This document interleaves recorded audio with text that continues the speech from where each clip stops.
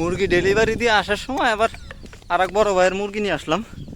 তো ওই বড় ভাই আমার কাছ থেকে একটা মুরগি কিনছে, মানে মোরগ কিনছে, প্রায় 1 মাস হয়েছে প্রায় মনে হয় আর কি।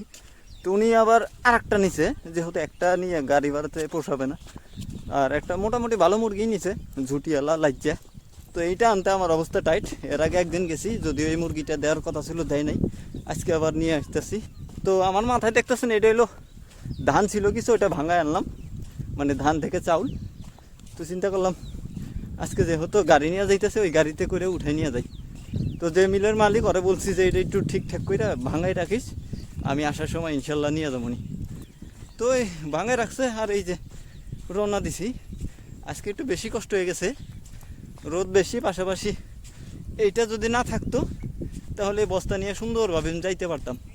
আর আমাদের রাস্তা তো জানেনি কত দূর, আর এই বালের রাস্তা দিয়ে তো আবার সিএনজি মেএনজি পাওয়া যায় না, আর পাওয়া গেলেও রিজার্ভ নিয়ে আসতে হয়। তো এতটুকুর জন্য চাউল হইলেও মাত্র হাফ বস্তা, এই হাফ বস্তার জন্য কি এই আবার 200-300 টাকা রিজার্ভ করবো নাকি? আচ্ছা যাই হোক, এই ভিডিওটা ফুল আসতেছে, ফুল ভিডিও আসবে হয়তো বা রাতে, নয়তো কালকে ইনশাআল্লাহ তাআলা।